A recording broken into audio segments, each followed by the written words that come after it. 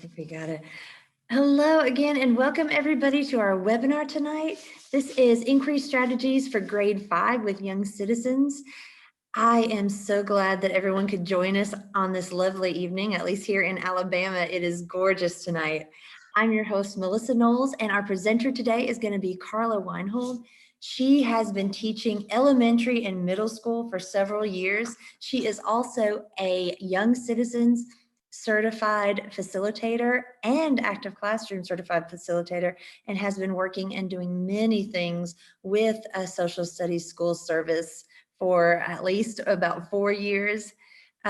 We're so excited to have you here tonight, Carla. I do want to let you guys know that everyone should be muted, and we are going to be recording the session. So in a couple days, you should be getting an email or a link to the recording. So feel free to share that or rewatch anything that you missed or need to see again.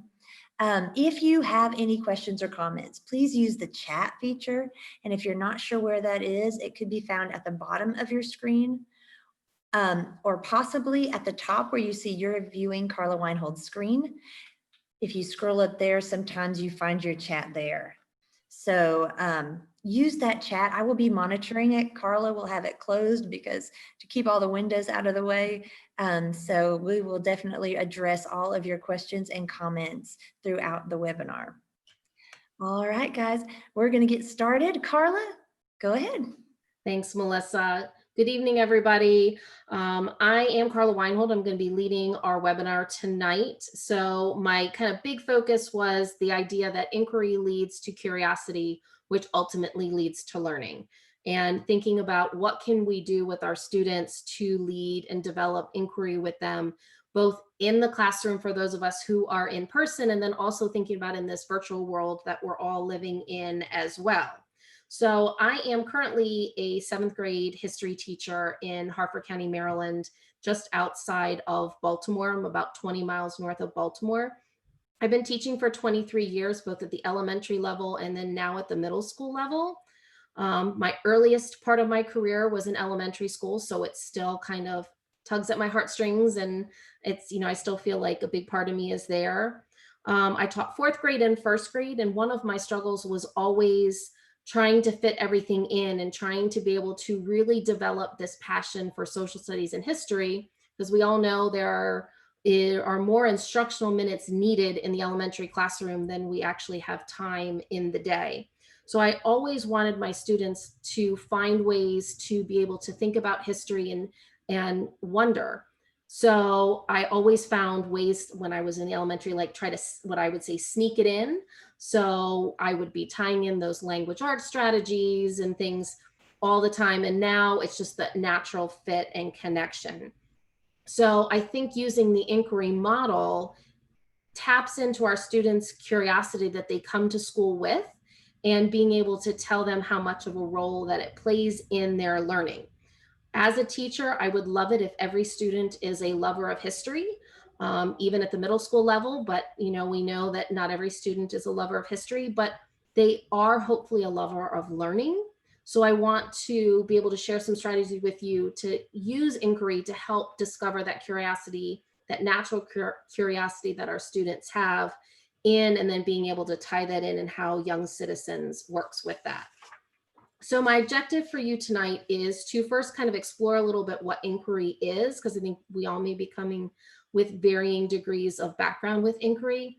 And then how can we develop inquiry with our 5th grade students? And some of the strategies will work if you happen to be with another grade level as well. And then looking at how can Young Citizens specifically support inquiry teaching style and then the learning style for our students. So I want you to think about this quote. And I want you to share your thoughts in the chat about what this kind of makes you think about. I'm actually going to find my chat real quick. And I'm just going to pull it off to the side. So share in the chat. Oh. You might see it a little bit on the side of my screen. What comes to your mind?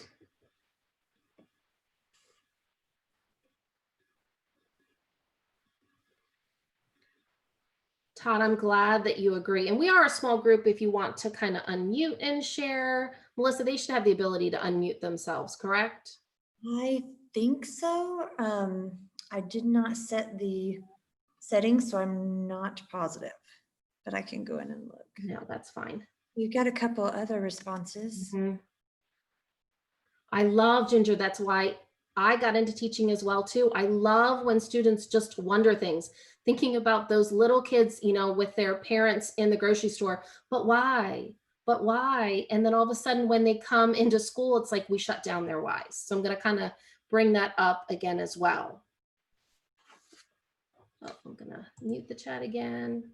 So if you're not familiar with C3, it is the framework, and it's based in inquiry through the National Social Studies concept. And when they were designing it, they wanted to show that all of these things, these dimensions kind of connect together and build with each other. So it has this natural inquiry when students are working, and they want them to wonder and develop those questions in that dimension one, and then work within the different disciplines to be able to answer those questions and find that knowledge, and then ultimately be able to celebrate that knowledge and share that knowledge by taking some sort of informed action or just that culminating project to be able to give evidence. Look, this is what I wondered, and this is what I found out. So teaching our kids how to be able to share that pieces of information. So this is just from the National Social Studies Council C3 framework. But thinking about, even if you don't use necessarily specifically C3, why do we need to use this kind of structure or framework? Why are we using inquiry? And we need to teach our students the tools and the strategies on how to think in this world.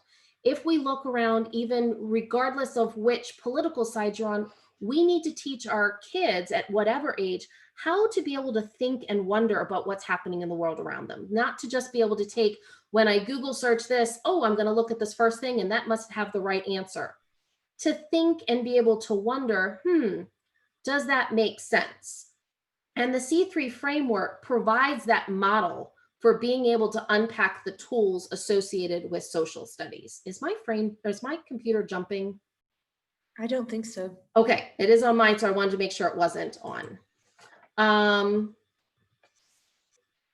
Oops, let me switch. All right, so this is from the C3 framework from the socialstudies.org. We need to, as teachers, start to create these authentic opportunities for our students. We need to be able to help them identify problems and be able to ask questions, be able to tap into their natural curiosity that they come to school with. And if you look at, sometimes we're so focused as teachers about how to get through to pacing that we sometimes forget to take the time to pause and think about those things. We need to teach them how to investigate sources. We need to talk to them about what's an opinion versus an evidence-based claim. A lot of my students, even in middle school when we're writing, they just think a claim is an opinion. And I'm like, well, no, but it has to be, a claim is rooted in evidence. So if you can give me that evidence, you can absolutely have that claim. An opinion doesn't necessarily have to be supported by evidence. But then we need to teach our students how to communicate, how to act. I spend a lot of time at the beginning of my year teaching my students how to have these discussions with each other, because I said it's really boring when everybody agrees. But to be able to have these conversations about that evidence of the claim so that somebody can see their side and understanding. So there's another quote at the bottom that inquiry is a style of teaching and learning in which the process of learning is valued as much, if not more, than the end product. So, and a lot of times I'm telling my students, I want to see your thought process, your thinking, your reasoning to get you to that end point.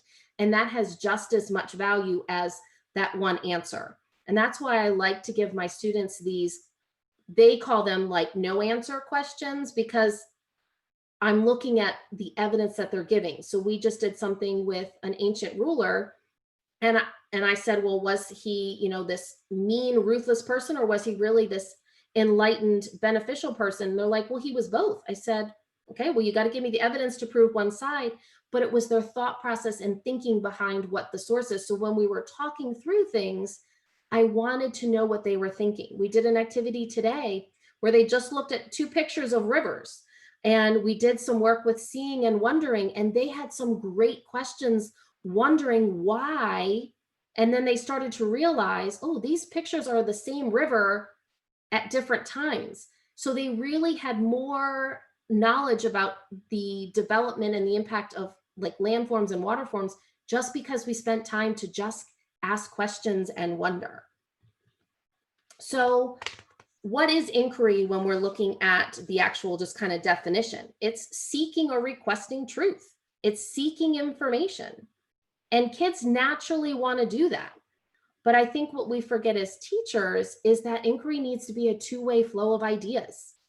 It can't just be the teacher standing there giving information. It has to be teachers just guiding the students to learning. So if you're putting that drill or motivation up, getting the students to be able to start thinking about that topic, we often as teachers model our thinking. We do a lot of think alouds and modeling of that, but do we give our students the time to be able to model their thinking and share their thinking? I think we get bogged down with our pacing guides and I have to be on this page at this time, and we kind of stress and then we forget to give that time. So I know that in my district, they're being really flexible kind of with our timetables and our frame. So I'm trying to build more inquiry opportunities to get my kids engaged in this virtual world where in the classroom they may not have had that. So I'm finding that my students are engaging more. I had more kids engaging in the activity today just because we were talking and wondering about pictures where there wasn't really a right or wrong answer. So here's an infographic from an EDUTOPIA article because there's different levels of inquiry. So just with anything, and this was from a 2016 article. And when we're looking at what structured inquiry is, it's you as the teacher are kind of giving them that guiding question to get them to think about, and everybody travels on the same path. Whereas controlled inquiry is you're giving them a couple different options where they could go, but it's still kind of the teacher guiding it, giving them, okay, you're going to use this web quest or this source. You're still guiding kind of where they're going to access information from. And then you have the guided inquiry where the students have more say in what's going to happen and how they're going to get the answers and where they're going to get the information. And obviously, as you go through the year, you have to kind of scaffold that instruction to help them be able to be successful with those different levels of inquiry so that hopefully by the end of the year, your students can pick that topic and be able to go out and find sources and be able to analyze those sources and know how to guide their own understanding and learning to be able to produce some sort of product to demonstrate their mastery of learning. So this is another source from socialstudies.org with the C3 framework. So I'm just going to give you a minute to read that.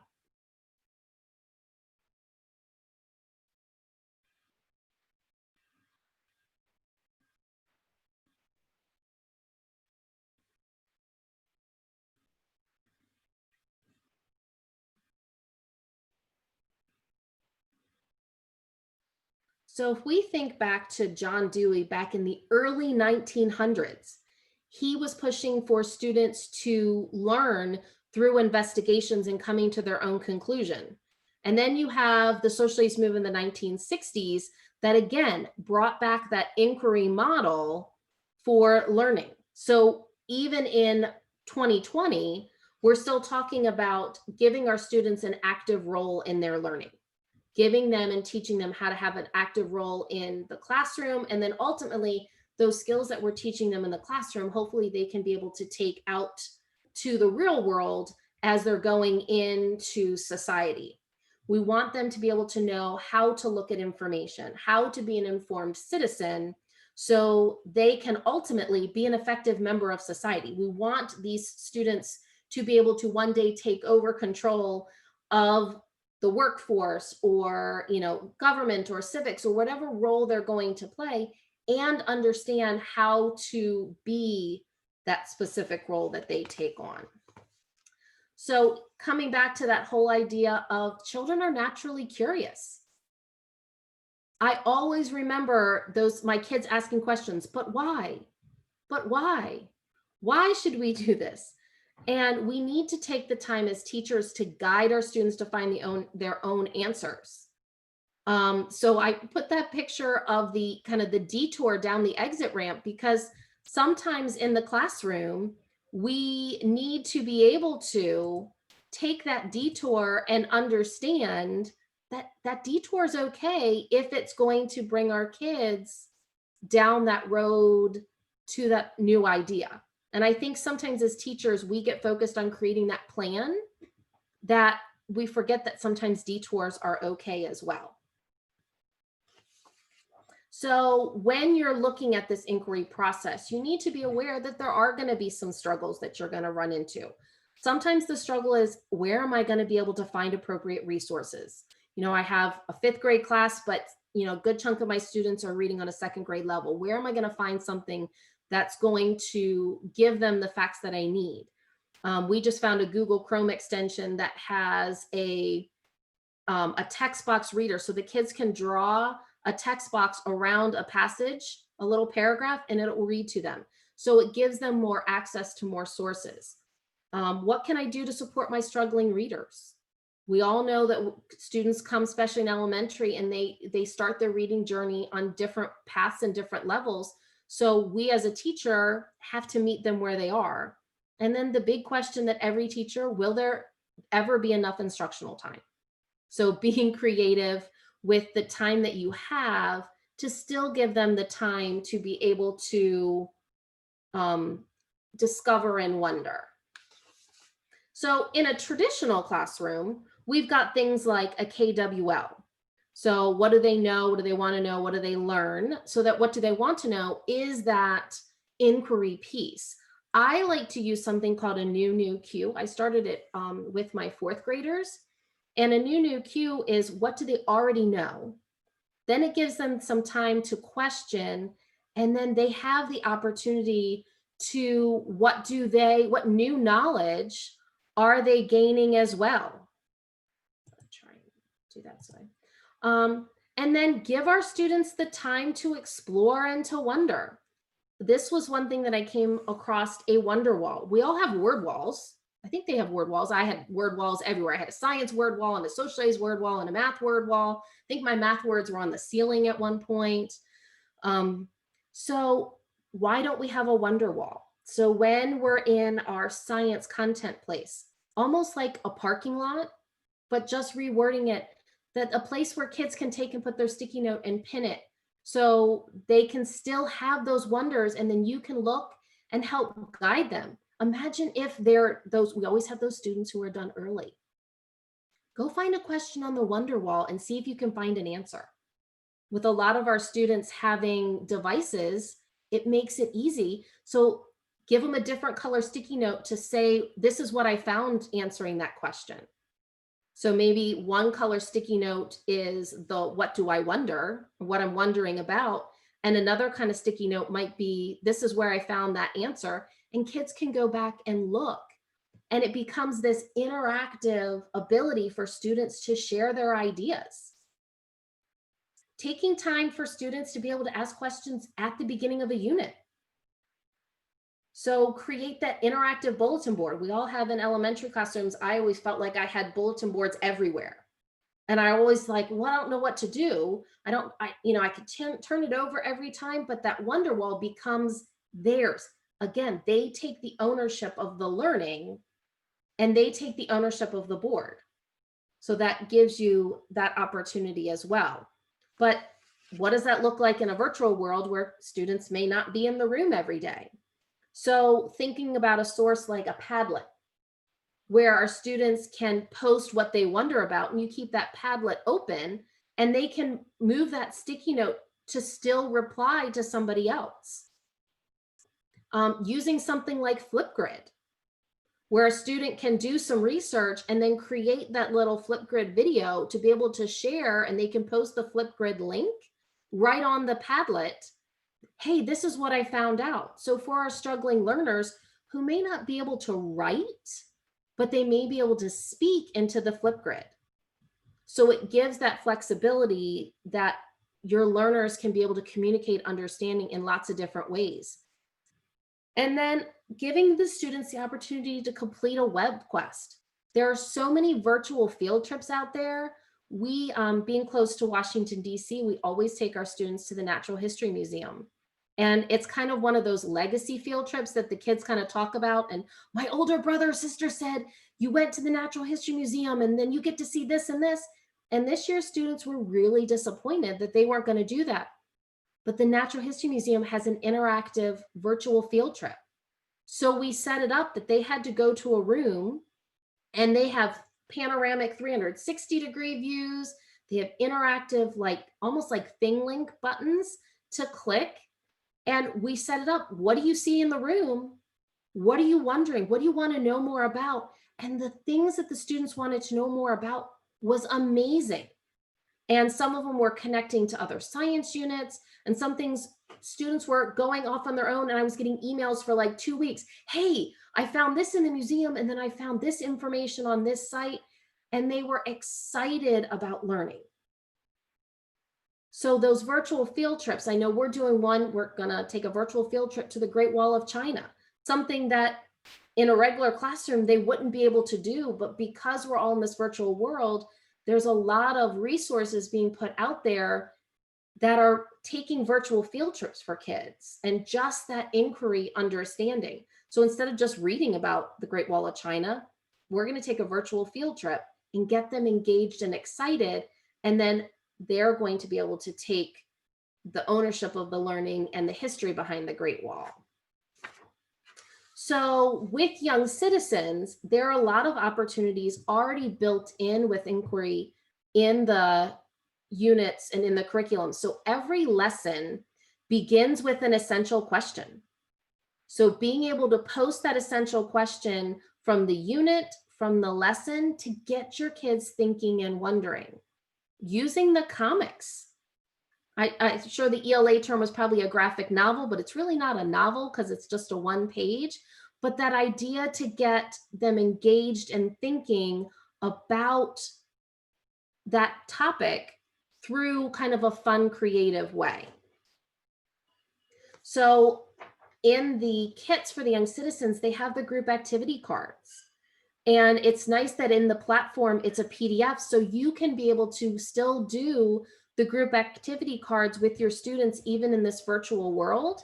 It has the depth of knowledge questions that we want our students. We don't want them to just stick to those basic levels of questioning. We want them to go to higher levels, and it's encouraging them to work together and use each other's understanding and knowledge and curiosity to kind of go more. And there's tasks already structured for you to be able to do that.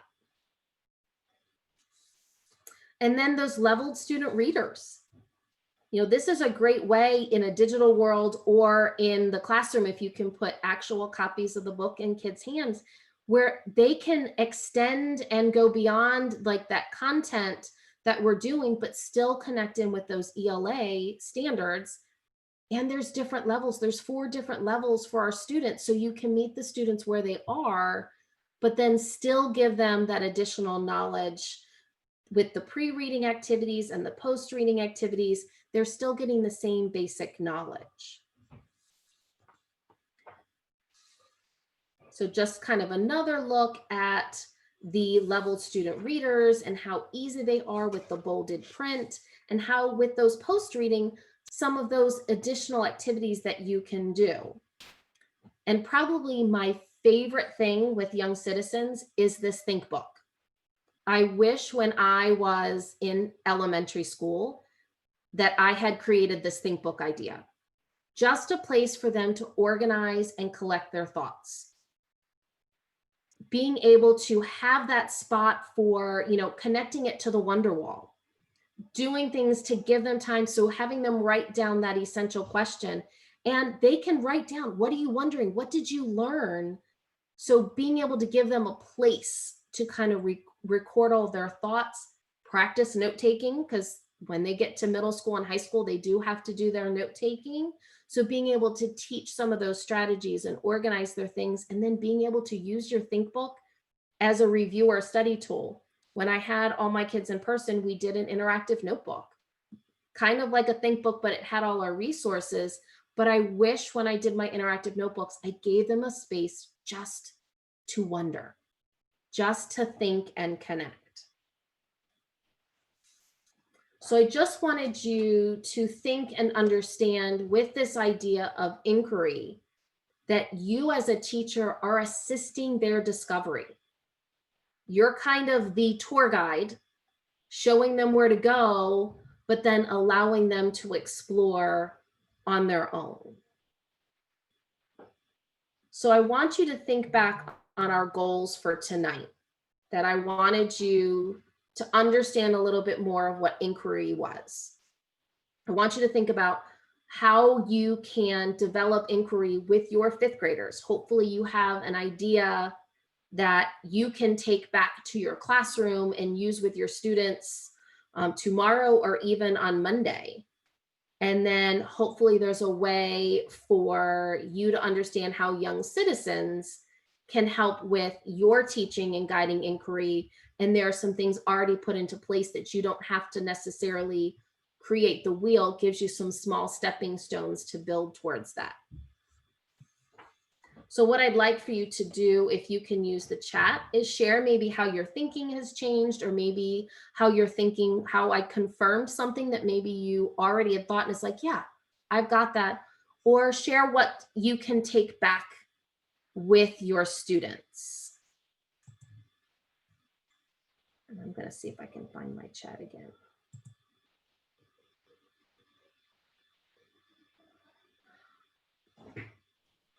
So Okay, go I ahead. just gonna answer Jenny's question. So Active Classroom is traditionally designed for like 5th grade through 12th grade, and Young Citizens is a relatively new program with social studies school service specifically designed for K through 5. So there's some great curriculum pieces that are built in with that. Linda, I'm so glad that you like the Wonder Wall and the Think Book. So hopefully something you can implement with your kiddos soon.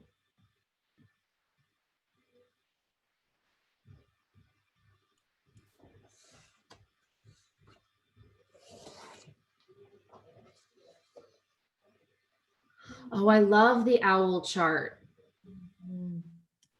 Observe, wonder, kind of very like, what do I see? What do I wonder? But I love putting that learn piece in there.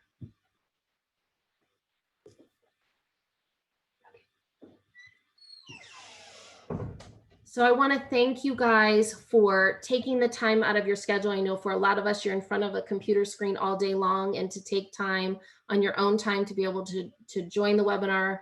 Hopefully you were able to get some useful tips and tricks and use with your kiddos. So I want to wish you all a great evening. Melissa, I'm going to turn it back to you. Thank you. And I do want to share, in case you skipped away from the chat, Jenny just happened to pop up. Sometimes it takes a while to type, but instead of using a physical ThinkBook, she was going to use digital slides. So the slides can be moved around, organize their thoughts, potentially shared. That was a great suggestion for the ThinkBook. So again, thank you, everyone. Thank you, Carla. That was amazing. All this stuff is things we need to hear, and in the new environment, you know, getting all these great ideas on how to use it, or in our changing environment, I should say now. But thank you, everyone, again. As Carla said, we're so excited that you are here. If you need a participant certificate, I'm going to put an email in the chat box, help@socialstudies.com. You can email that link, that email, help@socialstudies.com, and request that certificate. Now, the only other thing I need to do, I could not get my link to open for the survey. So I'm going to have to pull it up and type it in. So I apologize for that.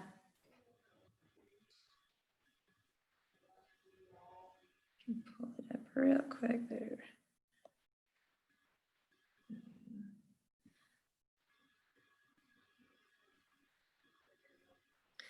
Well, do you happen to have that one handy, Carla?